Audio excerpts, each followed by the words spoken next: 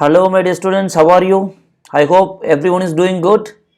Your examination is almost about to come 2 days. Okay. So, இப்போ என்ன அப்படின்னு கேட்டிங்கன்னா, I don't want to take too much of time because you are into the exam pressure.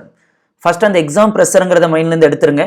At the end of the video, I will try to speak on that for 5 minutes. So, this is a summary. You would have already received the, admit card, change of center, everything has happened. நீங்கள் change பண்ணனால verify பண்ணியிருப்பீங்க. இப்போ before you go for examination I thought of clarifying certain points. So we made into the summary. The information which you are seeing in the screen is nothing but this is from our hall ticket only. We received a number of queries in the last couple of days. Sir, we need some guidelines on that, how you are supposed to handle the examination and the explanation about the instruction which is given in the admit card. You would have received the admit card. Okay, the admit card will be like this. Okay, the admit card will be like this. The name, all those things you would have been received. I don't want to go there. This is the way you would have received the admit card, etc. Okay, so now when it comes here, these are the papers, everything would have been given. இங்கே நீங்கள் என்னென்ன மெயினாக பார்க்கணும் அப்படிங்கிறதாம நம்ம discuss பண்ண போகிறோம், குயிக்காக discuss பண்ண போகிறோம். சரிங்களா? Will go and quickly discuss that. First and foremost, admit card without photo sign affix a photo and signature in the space provided and get attested by CA with membership number. இதெல்லாம் mostly யாருக்கும் இருக்காது. அப்படி இருந்துன்னா வாங்க. உங்களோட admit கார்டில் photo வந்திருக்கான்னு பாருங்கள், சாஃப்ட் காப்பி டிஜிட்டல் ஃபோட்டோ வந்திருக்கான்னு பாருங்கள், உங்களுடைய சிக்னேச்சர் இருக்கான்னு பாருங்கள். அப்படி அது ரெண்டும் மிஸ் ஆகுது அப்படின்னா உங்களுடைய பாஸ்போர்ட் சைஸ் ஃபோட்டோ ஒட்டிட்டு, ஓகேங்களா, சிக்னேச்சர் போட்டுட்டு சார்ட்டர்ட் அக்கௌண்டன்ட் இருக்காங்களா, ஆடிட்டர் சிஏ, அவங்கக்கிட்ட ஒரு சிக்னேச்சர் வாங்கணும், அவங்களோட மெம்பர்ஷிப் நம்பர் போட்டு அட்டஸ்டேஷன் வாங்கணும். இது ஒன்றுங்க. உங்களுடைய ஃபோட்டோவும் சிக்னேச்சரும் ஆல்ரெடி உங்களுடைய ஹால் டிக்கெட்டில் இருக்குது அப்படின்னா இது தேவையில்லை. இங்கே பாருங்கள், இதில் வந்து ஃபோட்டோஸ் இருக்குது, சைனும் இருக்குது, நம்ம தான் ஹைட் பண்ணியிருக்கோம். அந்த மாதிரி இருந்ததுன்னா தேவையில்லை. அப்படி இல்லைன்னா மட்டும் நீங்கள் ஒரு ஆடிட்டர்கிட்ட வாங்க வேண்டியது இருக்குங்க. அடுத்து வந்து பார்த்தீங்கன்னா admit card to the carry, stamp size of photograph matching with the photo in the admit card to carry, ஒரு photo கையில் வச்சுக்குங்க. Okay, now come to the examination. There are 4 papers are there with respect to foundation. கரெக்டுங்களா? 2 descriptive paper, 2 objective paper. என்னென்ன paper? Accounts, அதுக்கு அடுத்தது உங்களுக்கு தெரியும் அக்கௌண்ட்ஸ்க்கு அடுத்தது you have business law and BCR English paper. 3rd paper is maths. 4th paper is economics and commerce. இதில் என்ன அப்படின்னு கேட்டிங்கன்னா, first 2 papers are descriptive paper. அடுத்தது paper 3, paper 4 is objective paper. இந்த டிஸ்கிரிப்டிவ் அப்ஜெக்டிவ் பேஸ் பண்ணி உங்களுடைய examination pattern, timing, எழுதுறது, கொஷினை ஹேண்ட் ஓவர் பண்ணுறது எல்லாமே கொஞ்சம் சேஞ்ச் ஆகுங்க. அது என்னங்கிறது மட்டும் நம்ம பார்த்துடலாம். இப்போ உங்களுக்கு பேப்பர் 1, பேப்பர் 2 வந்து டிஸ்கிரிப்டிவ் பேப்பருங்கனால உங்களுக்கு examination time is 3 hours, 2 to 5 o'clock. Okay, நீங்கள் எக்ஸாம் எழுதலாம். உங்களுக்கு பேப்பர் 3 அண்ட் பேப்பர் 4க்கு வந்து அப்ஜெக்டிவ் டைப், ஓகேங்களா, maths, then economics and commerce. இந்த பேப்பருக்கு வந்து பார்த்தீங்கன்னா உங்களுக்கு 2 hours தான் examination time, 2 to 4 o'clock. Paper 1, paper 2, since it's a descriptive time question paper, உங்களுக்கு extra 15 minutes will be given to read the question paper and understand the question paper.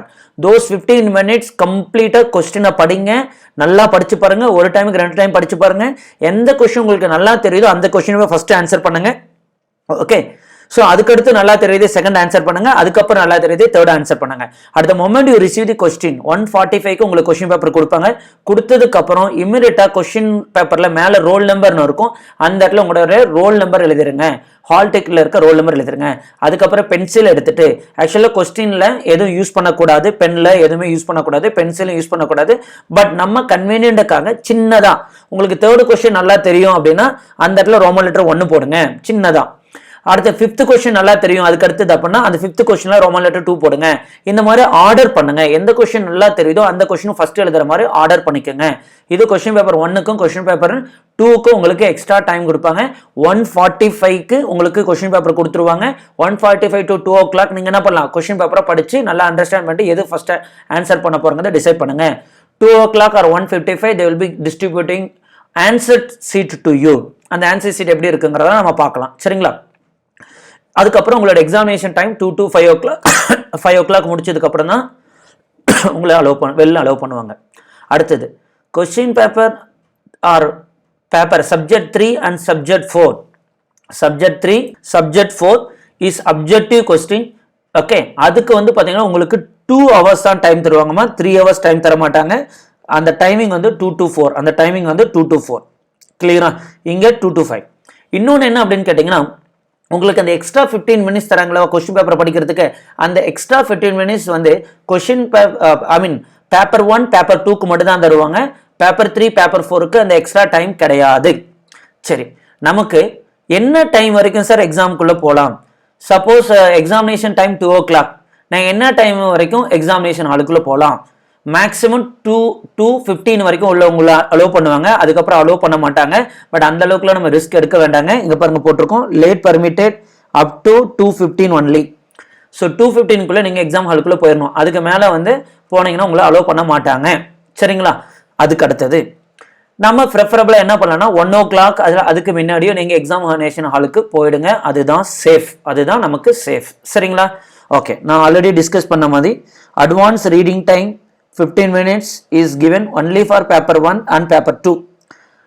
No advanced reading time for maths and economics, that is nothing but paper 3 and paper 4. அதுக்கு அந்த extra time கிடையாது. அதுக்கு அடுத்தது candidates are allowed to leave 4 after 4 only அந்த பேப்பர்ஸ்க்கு. ஓகேங்களா? Paper 3 paper 4க்கு. இப்போ உங்களுக்கு கால்சி எடுத்துகிட்டு போகலாம் சார் அப்படின்னு கேட்டிங்கன்னா, of course you can take a calci. கால்சியில் வந்து சயின்டிஃபிக்கல் கால்சியெல்லாம் இருக்கக்கூடாதுங்க. பேசிக்ஸ் ஒன்லி, பேசிக்காக இருக்கக்கூடிய ஃபங்க்ஷன்ஸ் இருக்கக்கூடிய கால்குலேட்டர் மட்டும் தான் எடுத்துகிட்டு போகணும். அதுக்கு மேலே உங்கள்கிட்ட 12 டிஜிட்டுக்கு மேலே அந்த ஃபங்க்ஷன்ஸ் இருக்கிற மாதிரி இருந்ததுன்னா எடுத்துகிட்டு போகாதீங்க. ஒரு டைமுக்கு 2 டைம் கன்ஃபார்ம் பண்ணுங்க. உங்கள்கிட்ட இருக்கிற கால்சி எடுத்து போகலாமா வேண்டாமாங்கிறது உங்களுக்கு டவுட்டாக இருந்தால் மட்டும் கான்டாக்ட் பண்ணுங்கள். இல்லைனா you carry the question paper the calci which you have with you to the examination centre. சரிங்களா? அதுக்கு அடுத்தது இதுக்கப்புறம் நீங்கள் என்ன பண்ணணும் அப்படின்னு கேட்டிங்கன்னா, பேப்பர் 1 பேப்பர் 2 இருக்கு இல்லைங்களா, அந்த பேப்பர் 1 பேப்பர் 2 அதுக்கு முன்னாடி ஹால் டிக்கெட்டை முடிச்சிடறேன். ஹால் டிக்கெட்டை நீங்கள் எக்ஸாம் ஒரு எக்ஸாம் முடிச்சதுக்கப்புறம் என்ஷூர் தட் நீங்கள் இங்கே சிக்னேச்சர் வாங்கிட்டு வரீங்க. ஏன்னா இதுதான் உங்களுக்கு ப்ரூஃப், நீங்கள் எக்ஸாம் அட்டன் பண்ணதுக்கான ப்ரூஃப். நாளைக்கு ஏதாவது ரிசல்ட் உங்களுக்கு வரதுக்கு வரல, இல்லை ஹோல்டாக இருக்குன்னா கூட இதை ப்ரூஃபாக வச்சு தான் நம்ம கிளைம் பண்ண முடியும். அதனால ஒரு எக்ஸாம் முடிஞ்சதுக்கப்புறமும் கம்பல்சரி நீங்கள் இங்கே என்ன பண்ணணும், சைன் வாங்கிட்டு வந்துருங்க. அதை ensure that you are getting a sign from the invigilator. இது first and foremost which you have to take care in the hall ticket. Hall டிக்கெட்டில் எக்ஸாம் முடிச்சதுக்கப்புறம் ஒரு எக்ஸாம் முடிச்சோடனே இன்விஜிலேட்டர் சைன் வாங்கிருங்க.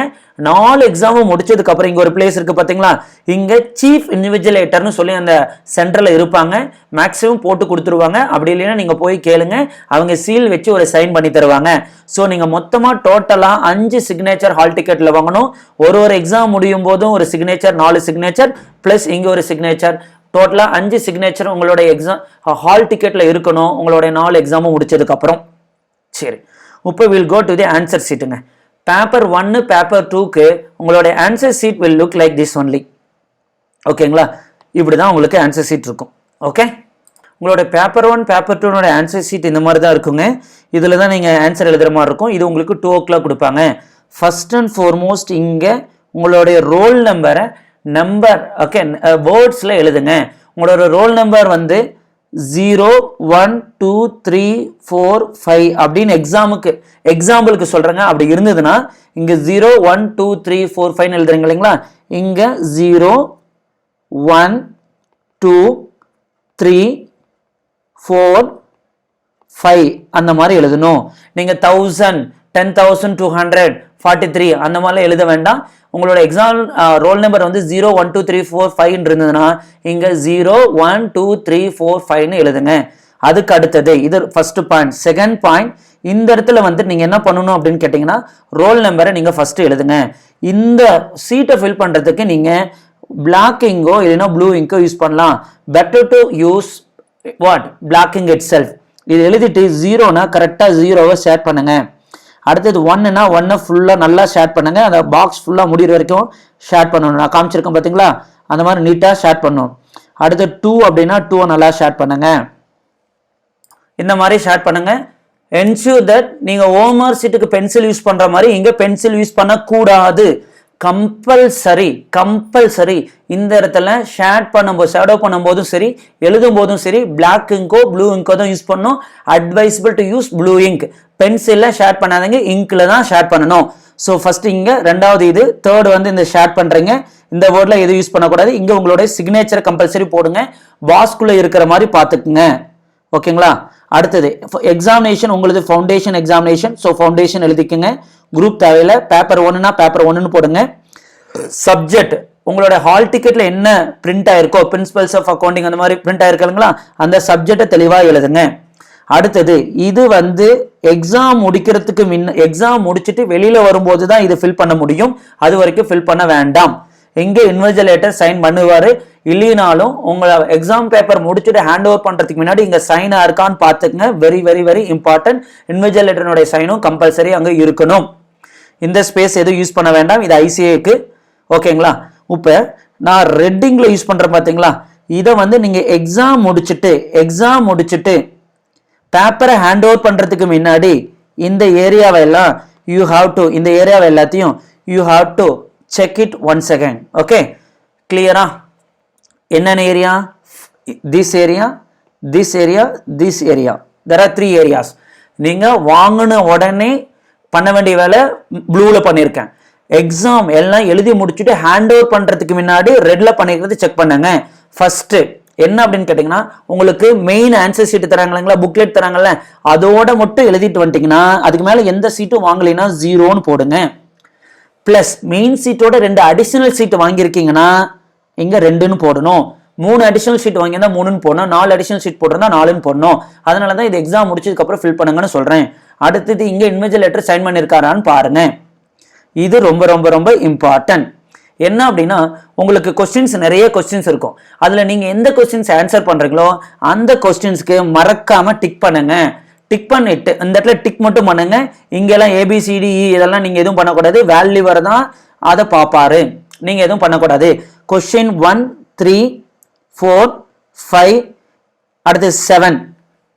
ஓகேங்களா அட்டென்ட் பண்ணிருக்கீங்களா இந்த மாதிரி எந்தெந்த கொஸ்டின் அட்டென்ட் பண்ணீங்களோ அதுக்கு எல்லாத்துக்கும் ஒரு டிக் பண்ணணும் அப்பதான் அதை வேல்யூ பண்ணுவாங்க இல்லைன்னா வேல்யூ பண்ண மாட்டாங்க மேக் ஷுர் தட் நீங்க எந்த கொஸ்டின் ஆன்சர் பண்றீங்களோ அதுக்கு டிக் பண்ணணும் மேலேயே சொல்லியிருக்காங்க to be ticked by the candidate against a question answered tick பண்ணதுக்கு அப்புறம் இதுல எதுவுமே டச் பண்ணக்கூடாது இதெல்லாம் உங்களோட மார்க் என்ன வருங்கிறதெல்லாம் வேல்யூஷன் பண்ணதுக்கு அப்புறம் அவரு ஃபில் பண்ண வேண்டியது நீங்க வேற எதுவும் டச் பண்ணக்கூடாது இதுதான் உங்களுடைய main answer sheet this is applicable for paper 1 and paper 2 so உங்களோட மெயின் ஆன்சர் ஷீட்ல இன்னும் கொஞ்சம் இருக்குமா அதை மட்டும் முடிச்சுட்டு போகலாம் உங்க செகண்ட் பேஜ்ல வந்து இன்ஸ்ட்ரக்ஷன் கொடுத்துருப்பாங்க அந்த இன்ஸ்ட்ரக்ஷனை வந்து படிச்சு பாருங்க இந்த இதுல எங்கேயுமே எதுவுமே எழுதக்கூடாது ஓகே இன்ஸ்ட்ரக்ஷன் மட்டும் ஜஸ்ட் படிச்சு பாருங்க இங்க நீங்க ஒவ்வொரு கொஸ்டினுக்கு ஆன்சர் எழுதும் போதும் ஓகேங்களா ஃபர்ஸ்ட் பேஜ்ல ஸ்டார்ட் பண்ணுங்க ஆன்சர் டு கொஸ்டின் 1னா அது ஃபர்ஸ்ட் பேஜ்ல இருக்கட்டும் அதுக்குள்ள ABCD இருக்குன்னா அதை எழுதலாம் தப்பு கிடையாது ஆன்சர் டு கொஸ்டின் 2னா ஃபர்ஸ்ட் பேஜ் பாதி கால்வாசி எழுதிருக்கீங்க பேலன்ஸ் இருக்கு அப்படின்னாலும் அதை விட்டுட்டு ஃபர்ஸ்ட் பேஜுக்கு போங்க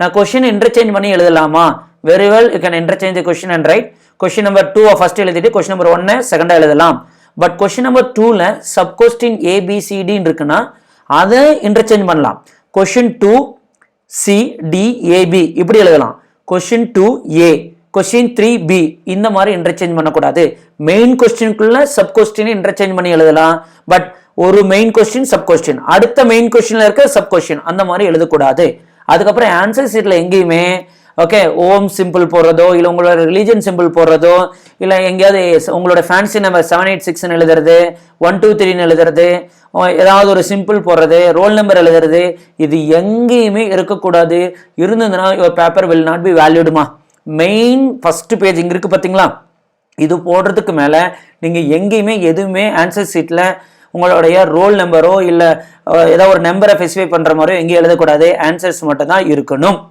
புரியுதுங்களா உங்களுடைய ஆன்சர்ஸ் உங்களுக்கு தெரியும் you have to write in the blocking so other things are very simple இங்கே பாயிண்ட் நம்பர் 9 கொடுத்துருக்காங்க பாருங்க this is setting which I discussed with you writing roll number in place other than the space provided for the purpose of writing all those things Om, Sri, Jesu, 786 etc.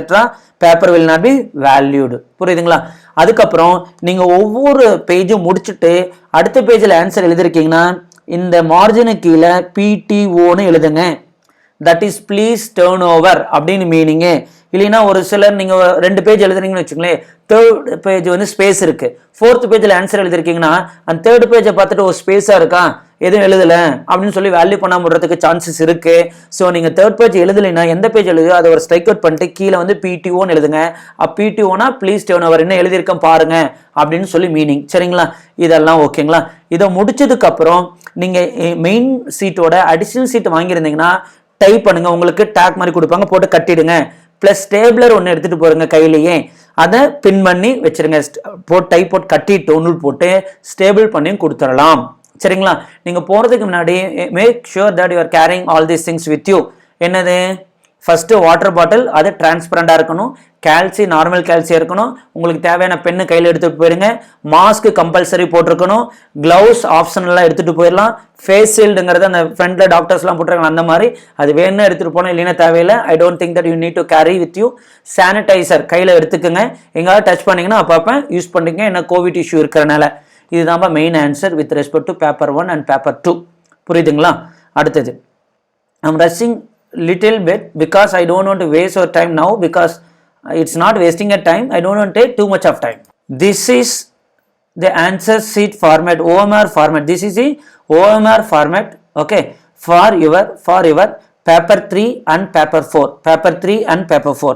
இந்த இடத்துல compulsory, as I told you, first and foremost write roll number.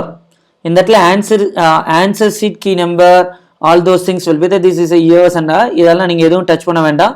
இந்த இடத்துல roll number எழுதுங்க. Roll number use black ball point only. சரிங்களா, paper 1 paper 2க்கு option black or blue இருந்தது, இங்க compulsory black. So better என்ன பண்ணுங்க, பிளாக் இங்க மட்டும் யூஸ் பண்ணுங்க.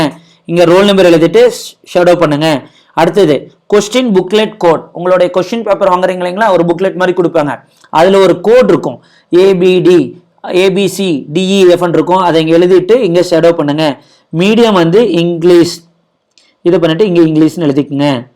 கொஸ்டின் பேப்பர் புக்லெட் நம்பர், இது புக்லெட் கோடுமா, இங்கே புக்லெட் நம்பர்னு ஒன்று இருக்கும், அந்த நம்பரை ஃபில் பண்ணுங்க.